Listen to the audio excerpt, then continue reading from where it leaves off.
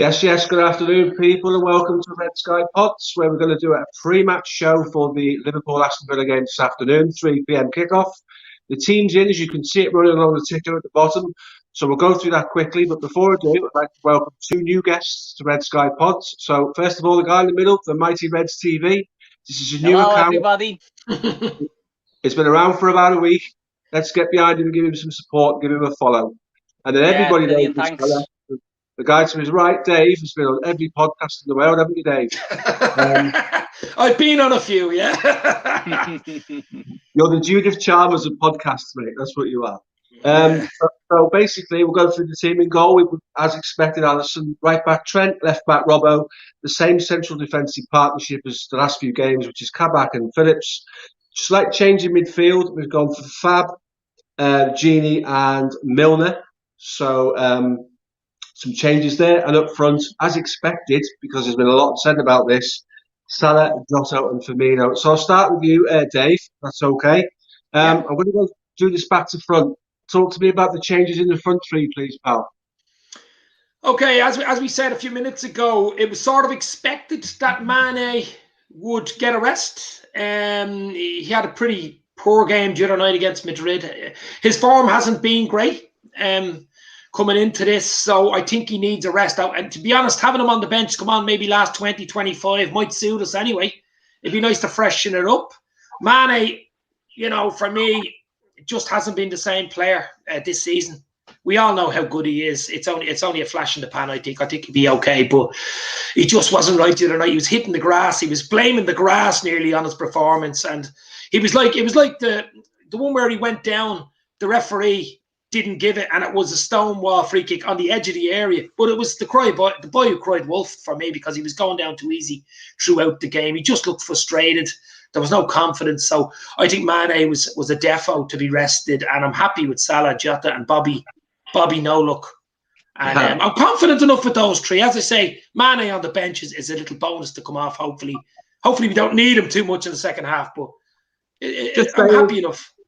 Me too. I'm happy with that. Just staying with you, Dave, before we move on. We talk often about Mane on this pod, and we think he's trying too hard at the moment, so he's not relaxed and he's forcing things. What's your take on that? Yeah, pretty good analysis there. He's trying to. Sometimes trying too hard is a bad idea, isn't it? Like in anything you do in life, sometimes trying too hard is a mistake. He needs to relax. He needs to ease off. This might give him a kick up the arse, to be fair, being on the bench. You know what I mean? So Klopp probably turned around and said, "Listen, we'll bring you on maybe second half, 20 minutes, and you'll be he'll probably start against Madrid midweek, of course." But I think it's all about confidence in football, especially up front. If you don't score goals as a striker or a front player, your confidence dips no matter how good a game you have. It's about scoring goals, guys. Let's be real. Absolutely agree. So Mighty Reds TV, welcome again. Just going to touch base with you on the midfield. Milner's in today. What do you read into that? What's the thoughts Klopp's got with that one then?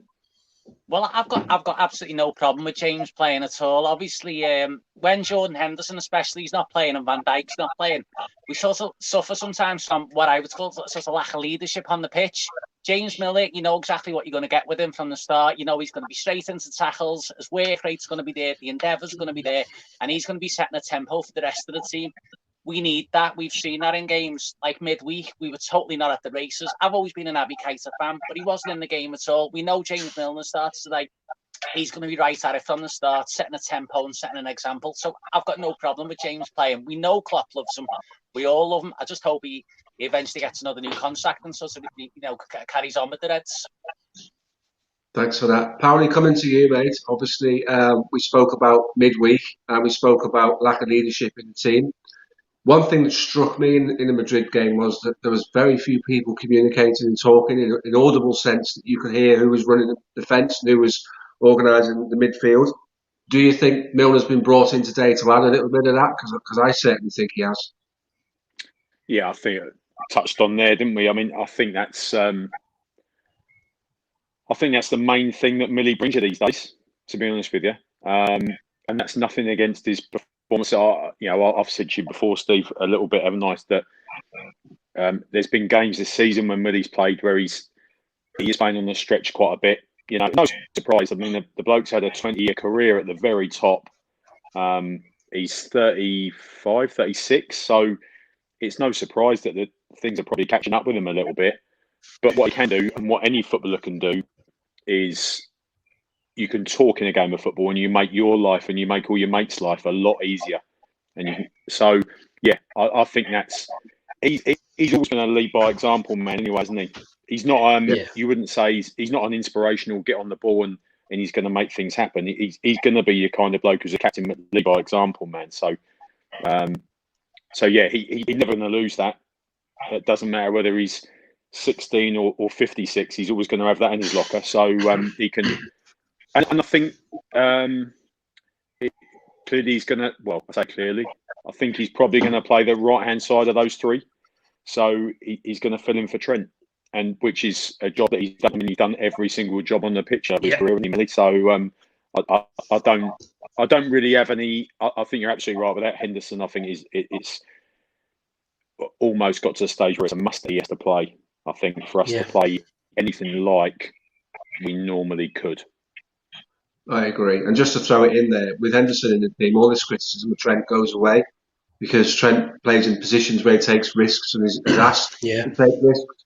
Those people that have a narrative, the media, whether they want to be relative, the likes of Danny Mills and people like that, and think they know clearly more than they do. If you've got Henderson acting as a bodyguard, which he has done many times for Trent, for the want of a better expression, Trent goes and does what he does. And when the ball's played into the gaps behind him, Henderson's there. So it's not even on anybody's radar when that's playing. I think for the two new guys here today, we have a belief on Red Sky that since we lost Van Dijk and then Gomez, we're not playing with the system at the moment. We're playing off-the-cuff football because the key elements of our system have gone. Oh, yeah. So everybody has suffered. Down the left-hand side, Sadio suffered because Robbo's not close to him and Gini's playing in fear of the back four. So he's often isolated on his own against 2 or 3 defenders. But he did need a rest. Just sticking with you, Dave, very quickly. Lots of people thought Robbo might get a rest today, and that Tsimikas would come in for him. Thoughts on that? No, we did I did a few podcasts midweek talking about the same thing. I just think Tsimikas, to throw him into a game, it's a huge game, as I said earlier, lads. This is a fingernail hanging onto a cliff game. We don't want to fall off. I mean, any lubrication on those nails, and we are dropping, baby. The season depends on the win today. I mean, I've seen a stat today, just before we talk about Robbo. We haven't scored from open play at Anfield in 11 hours, 48 minutes at Anfield. Think about that. From open play, guys. So 12 minutes into this game, if it's 0-0, that's 12 hours solid from open play. So we need to get a performance today. Robbo, it'd be too much mixing it up. I mean, Phillips and Kabak they're inexperienced. Kabak's a bit more experienced than Phillips. He's an international with Turkey. But we need to keep that as solid as possible. Phillips had a bit of a dodgy game midweek against Madrid. I mean, he's been thrown in. I don't blame Phillips. I mean, we're missing the spine of the team. If you're missing a bit of your spine, you can't walk. Let's be real. And that's what's happened to us this season. Van Dijk's huge. Van Dijk's huge loss. It's not only his defence. As you said, he controls nearly the game from the back. The way he can hit the long diagonal balls, the way he controls, the way he reads the game. So that's huge. And I think Phillips has actually done very good. But to be fair, if you would have told me before Christmas, before Van Dijk got injured and Gomez got injured, that Phillips will be starting in a quarter-final against Madrid, I would have laughed at you. Let's be real, lads. And he's done it. And he's done okay. I think Nat Phillips would have laughed at you as well. Yeah, but that's what I mean. He was probably looking for his next loan move at that stage, Dave. He's getting slagged all over the pitch, but realistically, lads, I mean, he won't be getting many minutes next year when the boys are back fit. Let's be real. And we're even thinking of buying another centre half with Kanate, possibly. But back to Robbo. No, I just think you've got to keep the back 4 or 5, including the keeper. Let's try get some continuity. Let's get something there. And Fabinho, there was even talk about Fabinho coming back into centre half. I can't see it, lads. Yeah. I mean, we need him in midfield. We've no Henderson there. You know, we miss Hendo hugely. And as you said, Milner in midfield gives us leadership, gives us experience. Without Henderson and Van Dijk, who shout, especially Henderson, who shouts on the pitch. No one else shouts. Nobody else shouts on the pitch. And when you've Milner there, at least he'll give you that. And he'll give you as good. I mean, what is he, 36? 46 probably at this stage. But I mean, look, he'll give you everything. He'll give you blood, sweat and tears. I'm expecting a big game from Milner. I expect nothing else from Milner today. But Robbo, as you say, Robbo, keep the back 4 at least. Get some sort of, I just think today's huge. I can't understand how big a game it is today. And I don't think he wants to throw Tsimikas in there for such a big bloody game. Make a mistake in defence, you never see Tsimikas again. He'll end up like Ben Davies. Yeah. You know what I mean? It's like we don't even know if Ben Davies exists. Let's be real. But I'm confident, boys. I'm confident. Keep that back four like it is. And I think that'll be the same back four, to be honest, against Madrid. I don't think we have any choice. No, I agree with you completely. I think the thing with Ben Davies is he doesn't get the system in the same way that Robbo didn't get it for 6 months. It can take time. So he can't get out of the basement. That's the problem. Yeah, well, Shaqiri escaped, so we needed someone else to go in there, and Ben Davies has took his place, I think. Oh, God. Poor lad. So, moving away from Liverpool, Mighty Reds TV, Grealish is out. How big a deal is that for Liverpool today that Jack Grealish doesn't feature? It's massive, isn't it? Because, listen, I said on my preview, even as late as last season, I wasn't like the biggest fan of Grealish. I thought he was just the best player in a really bad team, and Villa were lucky to stay up last season, as we know. I thought he just spent most of his time, he was a bit of a show pony, messing that. My sort of impression of him was that he just spent most of the time messing about with his hair and his shinnies. Them little tiny shinnies he's got. But this season, he's absolutely come to the fore, and he looks like a really class act. The other player who really done us a lot of damage as well in the 7-2 was Barkley. So I was thinking, well, what's going on with Barkley? But when I looked it up, he's another one who seems to have dropped off the radar for Villa this season now. Yeah. After that great start, he hadn't really caused us problems that night. They were making runs through the lines, wasn't he? But yeah, Jack Grealish is the main man, so I'm absolutely delighted that he's not going to play. It obviously makes a big difference for Liverpool. Yeah. Gives us a big advantage. So someone put it to me in midweek that Liverpool shouldn't be worried about whether Jack Grealish is playing or not. My response to that was Manchester City would worry about whether Jack Grealish is playing or not, because he's a player that can hurt you. He's a player with loads of confidence at the moment. Against the right side of our right side of our defence, he would have relished that today, because lots been said about that. The players do read the press, despite what you're told.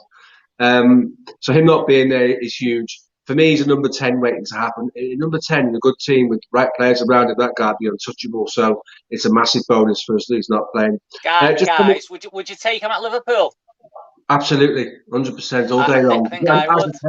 As a 10. You'd just have to see a change, wouldn't you? You'd have to see a change in the way we play. I can't see us getting him anyway, but no. Well, I think the thing is, Dave, we've possibly missed the boat in terms of strengthening. We should have really strengthened while we were at the top over the last couple of seasons. Yeah. If we don't get in the Champions League this year, would we be able to get a Grealish? Yeah, of course. I think we could actually. Yeah. No matter what happens this season, I think we're okay. Don't be too worried about that. You know, we're Liverpool. Let's get this real, lads. We're Liverpool. We're not Aston Villa. Absolutely agree with you. So just a quick one. Klopp's come out this week, Dave Powley, and said the biggest thing is the absence of the fans. Now, we've talked about this before. Manchester City and Everton games don't happen for me if we've got fans in there, because I thought both of those performances where I'm not going to pull any punches were absolutely diabolical. There was no fight, there was no intensity. That City game was our last chance saloon to hang on to their coattails and try and build some momentum. We surrendered the title for me on that day, very meekly, I might add. He's spot on, isn't he, Klopp, Powley? He's absolutely spot on, isn't he? We needed the fans, didn't we, mate? Yeah, I mean, there's a few clubs in there that there's a few clubs that have suffered. I think we are one of them.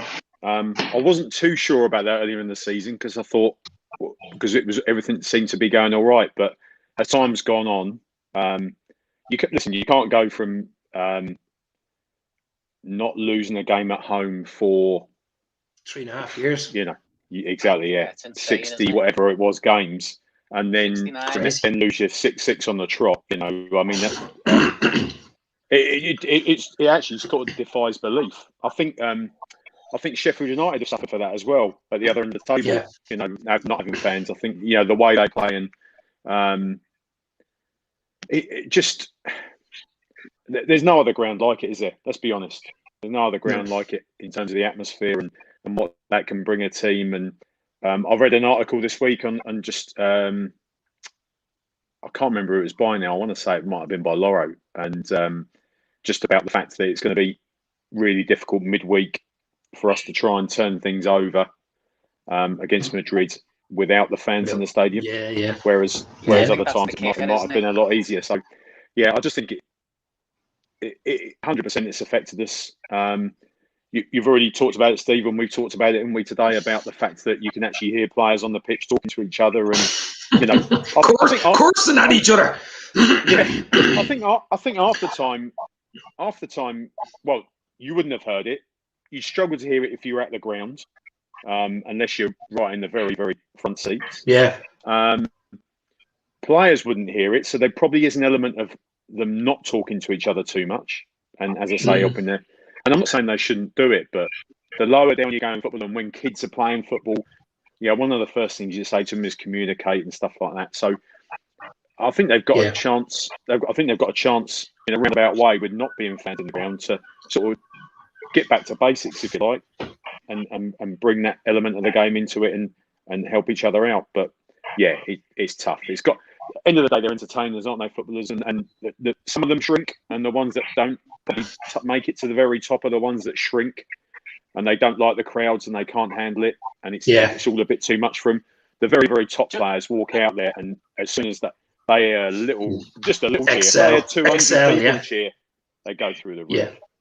Just on that point there, guys, I was just going to say about it's not only Liverpool who've suffered at home. There's never in the history of English football been so many points won by away teams than there has this season. Well, there's your answer. There's your answer here. That's the answer. Yeah. You know what I mean? Plus, boys, that 4-0 against Barcelona never happens without fans. I can tell you that much. No chance. Straight away. Absolutely no chance. And as we know, guys, Klopp since day one has made this real sort of this thing about a bond with the fans, hasn't he? He's done that with Dortmund. He's done it with Liverpool. So you take that away. Yeah, the 2-2 draw with West Brom. You know that. Yeah. Other clubs fans take the piss out of that, don't they? But it's that was a real Klopp where he walks down to the Kop at the end. Yeah. Yeah, I completely agree, guys. Completely agree. I think also, whatever level of football you're involved in, a thunderous challenge, a yellow card for something that provokes a response from the crowd can lift the team. Even a near miss, and a good hurrah from the crowd lifts the player that had the near miss, and then the players around him get buzzed with energy. We've spoken about this many times. Football is very passive at the moment in terms of the intensity, and that's where we suffer. Because we're one of the most intense teams, us and City around. So to not have it really affects us. And I think the 12th man thing is a really, really good shout. It's not hiding or masking anything. It's an honest appraisal of the way we are in terms of we don't get a lift from the fans. We know what they're like. We've all been there. We've all participated in the, lifting the team when things aren't going well. The 3-0 with United. Liverpool, to be fair, are like a battery in a car, because the crowd, the team, like really the Anfield crowd especially, energise and charge that battery. And I mean, the way we've been playing this season is being literally in a car and the battery just won't start, lads. I mean, it's still in the driveway. You know what I mean? So I'm hoping today we can get the starter pack out. Let's get revved up. Let's go, baby. So guys, so obviously we won't dwell on it because it hurts us all. We got absolutely battered at their place early on in the season. 3 deflected goals, freak result. The first goal was an absolute disaster. The way that the keeper passed it to the forward and he squared it and scored. So you're the boss of Liverpool Football Club. You're managing the team this week. How have you been talking to the guys? Have you been speaking about revenge or motivation? So I'll come to you, Merseyside TV first. You're talking to the team. You're doing the team talk. Are you talking about revenge or are you using motivational tactics? No, I don't think I'd be. Personally, I'd be talking about revenge. Sorry if I butted in there, I didn't quite catch it. But I wouldn't be talking about revenge. I don't think the professionals, they really think like that. I think I'd just be talking about, listen, this is a good opportunity for us to get into top 4. With the way the fixtures are this weekend, if by winning, unless I'm mistaken, we'll go a top 4. Obviously, the other teams play after us. And a few weeks ago, that looked completely dead in the water, didn't it? But last weekend's results, with Chelsea losing, Everton dropping points, Tottenham dropping points, Leicester dropping points, it suddenly opened up a little window for us. So that would be, if I was Klopp, I'd be saying that is your motivation. We want to be back in that Champions League next season. Let's get back to winning ways at Anfield. Let's get some goals and let's get a win. It wouldn't be like, let's have a revenge mission. I agree. Dave, coming to you. Are you in agreement? Yeah, well, there's a few things actually. We haven't won at Anfield in a while, so there's your motivation straight away. We got to break this hoodoo, this Anfield hoodoo, especially when we play Madrid at Anfield midweek. We don't want this hoodoo still wrapped around our necks going into a second leg of a quarter final, do we? So it'd be good to break that little glass ceiling today. Get the win, any type of win. Listen, a 2-3-0 win and a performance would be beautiful. No injuries, great going into bouncing into the Madrid game. They have a tough game tonight against Barca in the El Clasico, remember? So that'll take energy out of Madrid as well. So I just think Liverpool today got to be on it from a game from the first minute. This starting game slowly, first 15, 20 minutes is just no use. And I think that's where the energy from the crowd comes, but there's no crowd, so we just got to get on with it. But I just think it's huge today, lads, to win at Anfield. Get the win, break the hoodoo, get the 3 points. And as you say, we're hanging on. We're just about there. We probably shouldn't even be where we are in both ways. You know, Champions League, yeah. I thought we were even lucky. 3-1 is not a bad result with the way we played. No. We're still in there with a chance, outside chance, I know, but still a chance. And in the league, the way the other teams have dropped points recently, we're still in with a chance. The window is still ajar, lads. It's still ajar. But we've got to get our hand under that bloody window and start getting into the window because it's closing fast, and a win today will help. I completely agree. So Dave Powell, coming to you, Powell. You're running the team this week. You're running the Liverpool team this week. Come off a win against Arsenal. As good as Liverpool were, I have to say Arsenal didn't turn up. So let's not be clouded by that. Bit of both. Yeah. We go to Madrid. Confidence is high. You come out and speak about Naby Keita in the press, and then he lets you down, because he did let him down, and that's why he came off after 40 minutes. How do you lift the team for this game? Because that's a major blow, and that was a big opportunity for us to try and find a way to get into the Champions League without worrying about top four. And to be honest with you, till that result occurred, and the challenge we've got in front of us, I think we all had a sneaky feeling we might do well in the tournament this year. So how would you approach that as manager in terms of lifting the morale of the team? Make some changes, which he's done. I would have done the same. I think sticking with the same guys that haven't necessarily. There's some, Dave said just now, the back four, you can't do a lot about that. I don't think you've got any choices really with the back four. Fabinho has to play, so he's in the team. And there's only 2 or 3 changes there, but it's amazing what a lift that can give you, I think. Bobby's had a few games out, and let's hope he gets back firing, because if I don't say firing in terms of goals, but if Bobby's playing well, then the team plays well, and the team plays well because if Bobby's playing well, because we get a lot of the ball, and that makes it, and he makes things happen. He can turn over from the front, and we go from there. I can't imagine Jurgen Klopp's done anything since the result in midweek. I can't believe he would have done anything apart from be positive. I think that's the way he is. I think he's a bloke that doesn't look back. I think he'll talk about some things occasionally, but I think he doesn't look back. He always looks forward. He's only ever focused on the next game. These are the things I think. Whether that is the case, I don't know, but certainly he gives me that impression that that's what he does. And I never have a problem ever with the manager and the players looking one game at a time. I think a lot of Liverpool's problems are not so much problems, but it's the fan base, and a lot of the fan base, dare I say it, gets on social media.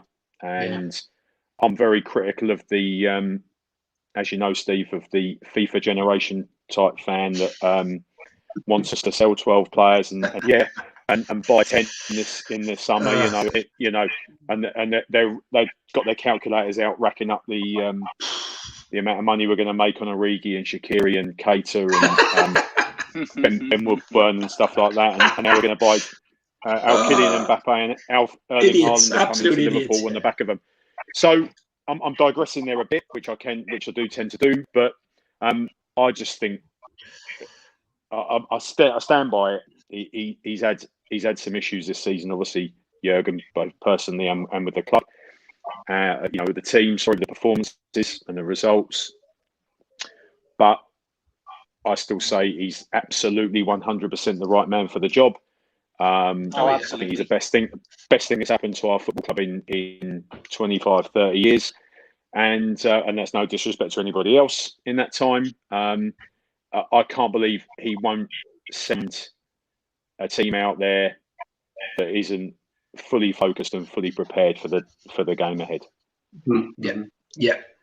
So, quick round the room. So, quick fire questions for you. Starting with Merseyside, Mighty Reds TV. Sorry, get it right. Get it right. You should have told me your name. Then we'd have been in a much better place, wouldn't we? So, key men for Liverpool today. Two key men for Liverpool today. I'm going to say, well, let's go. We need goals. So let's go for Salah and Jota. They're our goal scorers. They're going to be our key men. Okay. Dave, two players that we should be concerned about for Villa and why? I didn't see the Villa starting lineup, but that guy Watkins up front has plenty of pace about him. He's dangerous. He's raw. And I'd be worried about him. Plus, Trezeguet, I don't know if he's starting, but he came on against Fulham the other day and scored 2. I mean, I don't know whether you've seen the Fulham-Villa game. Fulham were all over Villa in that game up to 70th minute.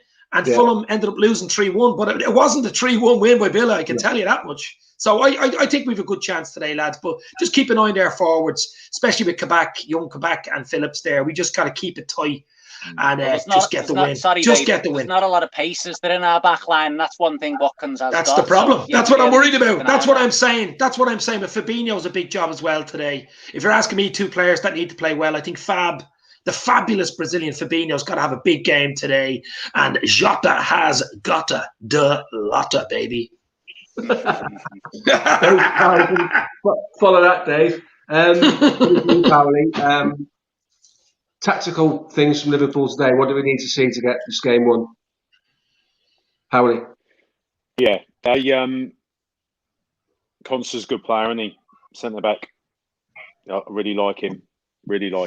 And Mings will play the other side. If they're playing a back four, which I imagine they will, I think trying to exploit that space in between their right back and their right side centre half is going to be quite important. And I think that's where Jota comes into it.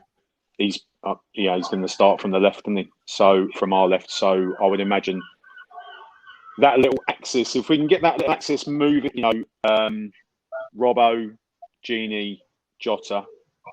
If we can get that working down the left-hand side, and we can cause them problems in that space, then I think I've got no worries about Mo. I fancy Mo will perform pretty much every single game that he walks on the pitch. So I think he'll always cause people problems.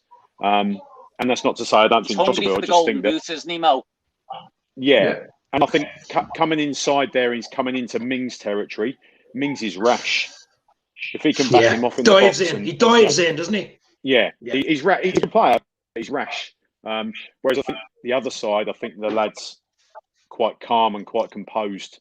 He's a bit of a Rolls Royce, isn't he? So in between, probably who's going to play right back for them? Matty Cash, probably. So I think if we can exploit that space, get some overloads on that side, we might have some joy. Good shout. So just to close with, guys, just going to go around asking you for some form of prediction. I don't like to say points or goals or what the score will be. I'm confident Liverpool will win today because we need to lift our team spirit and get some momentum ahead of the Real Madrid game. So this game's massive in terms of preparation for that game for me. So starting with Mighty Reds TV, there you go, got it right. Well done, Steve. Are you confident today? I normally hate predictions because they can come back and haunt you, can't they? You end up going viral looking like a fool. So that could be me, maybe. But anyway, I'm going to go for 2-1 for Liverpool today. Salah and Jota with the goals. Okay, I'll take that. Drop down to you, Dave. Do you know what? You must be Nostradamus because that is exactly what I was going to say. 2-1 to the Reds. Salah. Dave, great minds. Mo Salah, the king of Egypt, and Jota's got the lotta. 2-1, baby. Dave, are you going to sit on the fence this week, or are you going for the score? What? Yeah, I mean, I don't really like doing the scores. I'm a bit like you, Steve. What I will say is nothing to do with the football, but I've never met Dave in my life. But two things. Number one, I'll definitely have a pint of whatever Dave's having. And second, it's actually Diet Coke. Yeah, but what's in it? Yeah, and secondly, it's nice he's got a picture of me hanging on his wall. That's actually a painting I did. I used to do a bit of art years ago. Picasso. Cool. Yeah, very nice, mate. Very nice. I think we'll win, Steve. I think we'll win. In fact, I don't think we'll concede. That's as much as I'm going to say. Wow. I like that. I like that positivity. All three of you really positive. Before we close, guys, there's a banner on the bottom of the screen at the moment. We're sponsored this month by the 12th Man. And what they do is they do replica football shirts, old and new. And if you go on there and place an order and type in Red Sky 15 in capitals, you'll get 15% off your order. There will be a giveaway later on, which is a shirt later on in the month. We'll throw some keywords into some pods to get some people to tune in regularly. All that remains for me to do, guys, is to say thanks for coming on the show. We will announce what time. Pleasure. Cool, mate. Thank you. We will announce what time we're doing the post-match show. All these guys will be invited. Hopefully, we'll get to see them again. So the new lads have come on this afternoon. Thanks very much for your content, boys. Really appreciate it. Brilliant. And as ever, can't get rid of this fella down here, this Mr. Powell. So anyway, thanks, Dave. No worries. Stay safe, lads. I enjoyed that. Stay safe. Guys. Let's win this. Let's go. Up the Reds.